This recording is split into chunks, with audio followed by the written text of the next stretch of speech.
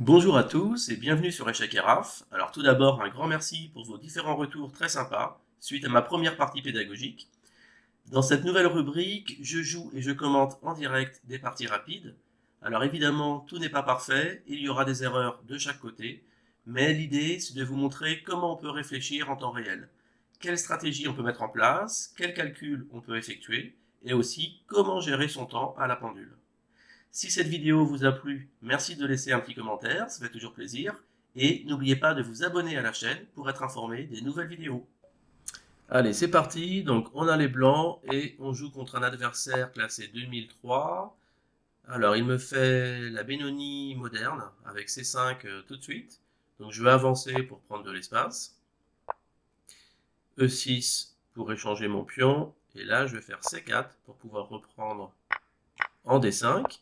Et ça me permet d'obtenir après une majorité centrale, puisque j'ai deux pions contre un seul pour l'adversaire. Et mon idée à terme, ça serait de faire F4, E5 pour me créer un pion passé après en D5. Alors il y a encore du chemin pour y arriver, mais je vais d'abord développer mes pièces. Donc cavalier C3, le cavalier en F3, et puis là je vais mettre mon fou en F4. C'est une variante que j'aime bien, qui est assez tranquille. En fait, je pousse pas E4 tout de suite. Je vais d'abord développer mes pièces de manière assez solide. Je vais faire même H3 ici. Comme ça, en cas de cavalier H5, mon fou peut reculer et rester sur la diagonale. Et en F4, il joue un rôle important parce qu'il attaque son pion arriéré en D6. Et j'ai pour intention aussi de faire cavalier D2, cavalier C4 un peu plus tard, pour taper sur ce pion arriéré en D6.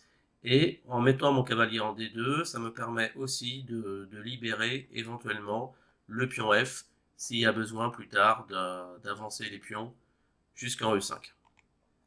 Alors pour l'instant, on va faire E3. E4, c'est pas possible puisque c'est contrôlé deux fois par l'adversaire.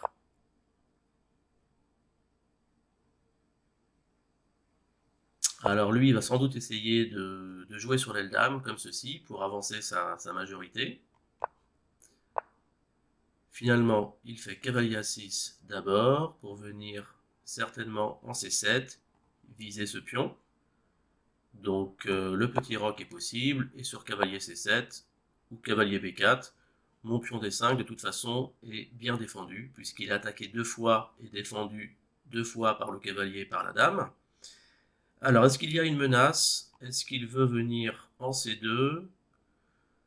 En fait, c'est pas vraiment un problème, parce que si je fais A3, cavalier C2, il y a tour C1, j'ai l'impression que son cavalier est enfermé. Donc on va faire ça, et c'est sans doute une perte de temps. Voilà, il est obligé, il s'est rendu compte de son erreur, donc il est obligé de revenir en A6, et ça va me permettre donc de poursuivre mon plan maintenant, en faisant cavalier D2, et après, les prochains coups, ça va être soit cavalier C4, ou alors E4, peut-être, maintenant que la case E4 est assez défendue.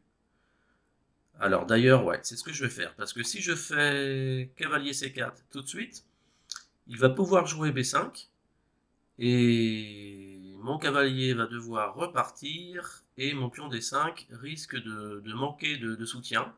Donc on va faire E4, pour bien solidifier le centre, et ensuite on va préparer, donc alors est-ce que je joue fou H2 maintenant pour faire F4 et E5, ou est-ce que je joue cavalier C4?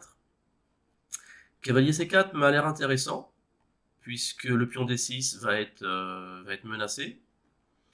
Maintenant, sur cavalier C4, il faut réfléchir évidemment à la poussée B5, mais sur B5, je peux prendre le pion, et ça me paraît très bien, puisque j'aurai un pion de plus dans cette variante, et je pense pouvoir le garder, avec un joli pion passé après en D5, si j'arrive à prendre le pion D6. Alors, il défend ce pion de cette façon, avec fou C8, mais du coup, ça rend ses pièces quand même assez passives. Donc là, j'ai bien envie de faire A4. A4 parce que son intention, c'est de pousser B5 pour prendre de l'espace et chasser mon super cavalier. Donc pas question de laisser faire, je vais faire A4, un coup de prophylaxie. J'empêche donc la poussée B5. Alors, il revient en A6, puisque maintenant il y a une case forte pour lui en B4. Il a envie de l'occuper, c'est bien normal. Et là j'hésite à faire E5 directement pour créer un échange de pions et m'offrir directement un pion passé en D5, ou alors de faire une manœuvre un peu plus lente à base de fou H2, F4, puis E5. Pas évident ici, les deux ont l'air plutôt sympas. Je pense que je vais faire ça tout de suite, parce que là ces pièces sont tellement passives qu'il faut ouvrir la position et profiter de mon avance de développement. Alors son cavalier en 8, ça c'est bien joué, puisqu'il vient bloquer cette case, donc si je prends tout de suite en D6, il va reprendre avec son cavalier. Si je prends, il reprend avec le fou, et la case D6 est bien contrôlée. Donc là, c'est le moment d'en rajouter une couche, avec soit cavalier B5, ou alors cavalier E4. Les deux pour viser la case D6. Alors, quel est le mieux ici? Je ne sais pas vraiment. J'ai envie de le mettre plutôt en B5. Comme ça, la case E va rester ouverte si j'ai besoin de l'occuper avec ma tour. Et peut-être après de pouvoir faire fou E3 aussi, et puis avoir du jeu aussi sur cette colonne. Donc cavalier B5, c'est parti. La menace, donc, c'est de prendre en D6, ce qui fait qu'il est obligé lui-même de prendre le pion. Je reprends avec le fou, et mon idée maintenant, c'est de faire ça. D6 pour avancer, pour attaquer son fou. Alors, il a trouvé une bonne case en F6. Il a trouvé une bonne case en F6, évidemment. Qu'est-ce que je peux faire là d'intéressant? Je peux peut-être faire F4. F4, comme ça, s'il prend, je reprends avec le pion. Et mes deux pions comme ça, côte à côte, c'est plutôt costaud. Alors, fou D7, ok. Est-ce que l'échange en B5 est un problème? Je ne pense pas, car je peux toujours reprendre avec le pion, et ça m'ouvre la colonne pour la tour.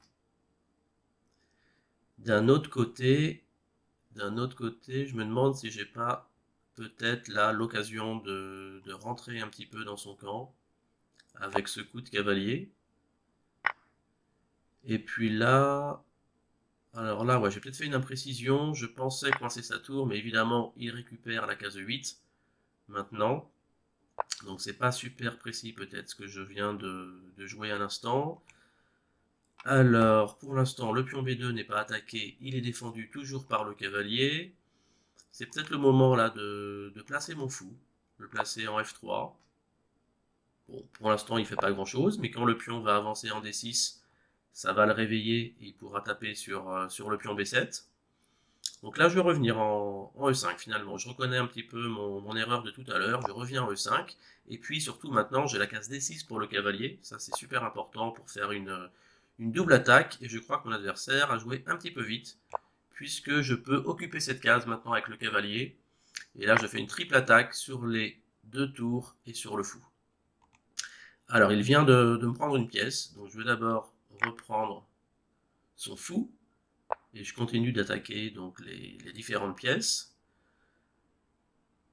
Qu'est-ce que je peux faire maintenant? Je crois que... Alors là, je peux simplifier un petit peu. Je peux faire cavalier prend fou, dame reprend, fou G4 enfilade. Mais le souci, c'est qu'il va récupérer le pion E5 juste après. Et donc, c'est peut-être pas nécessaire de donner ce pion aussi facilement. Donc, on va plutôt prendre la tour. On va prendre celle-ci. Comme ça oblige du coup soit la tour à reprendre et à s'excentrer un petit peu du centre. Alors là, j'avais pas vu ce coup, mais ça c'est pas bon du tout en fait, puisque mon pion G2 est défendu par le fou, donc c'est pas vraiment une menace. Donc je peux revenir avec mon cavalier. Je reviens et finalement j'ai gagné une tournette. J'ai gagné une tournette, donc là il va sans doute reprendre le pion E5 avec sa tour, mais bon, c'est pas bien méchant, hein, puisque j'ai gagné beaucoup de matériel. Donc là maintenant la position est complètement gagnante. Oh là, il y a la pendule qui tourne. Je parle beaucoup et il me reste 1 minute 36. Donc là il va falloir accélérer maintenant que la position est gagnante pour ne pas perdre bêtement autant. Ça serait dommage.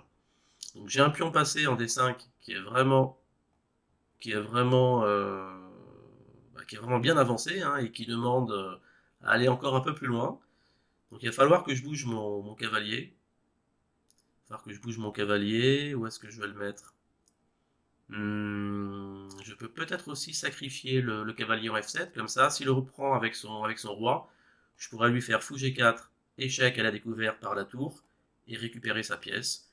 Ça permet comme ça d'échanger des pièces et de simplifier la position. C'est toujours une bonne stratégie quand vous avez l'avantage du matériel en plus, hein. Vous échangez des pièces, comme ça vous jouez après le reste de la partie, et si possible la finale avec du matériel en plus.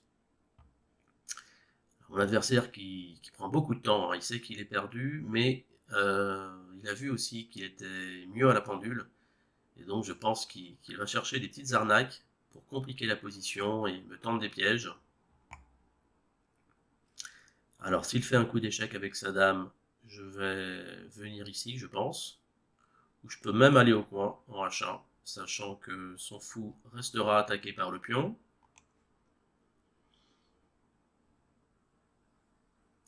S'il prend avec la tour, je vais jouer cavalier C4 pour gagner un tempo. Ça permet d'attaquer la tour et aussi de contrôler la case de 3 au passage. Et puis surtout, ça libère après l'accès pour le pion, qui pourrait venir en D6. Et puis s'il prend de la dame, c'est pareil, hein. Je fais cavalier C4 avec les mêmes motifs. Attaque de la pièce, protection de la case de 3. En plus, ça défend le pion B2. Donc, ouais, là, il n'y a vraiment pas grand-chose à faire. J'espère que mon adversaire ne va pas se laisser tomber autant. Ce ne serait pas super fair-play.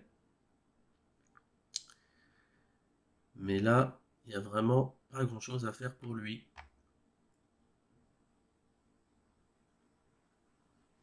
Alors, si vraiment il prend beaucoup trop de temps, là, c'est possible qu'au montage, je coupe un petit peu donc le temps d'attente, hein, pour pas vous faire patienter non plus trop longtemps pour rien. Bon, finalement, mon adversaire, là, s'est laissé tomber autant pendant 3-4 minutes. Donc, bah, c'est pas très fair-play, mais bon, malheureusement, voilà, ça arrive sur le jeu en ligne sur Internet, hein. Mais bon, voilà, il faut faire preuve de patience, il faut pas se déconnecter. Et puis, bah, finalement, voilà, la victoire est quand même au bout. Bien, bah, j'espère que cette partie vous a plu. Je vous souhaite une bonne journée et je vous dis à très vite pour de nouvelles parties.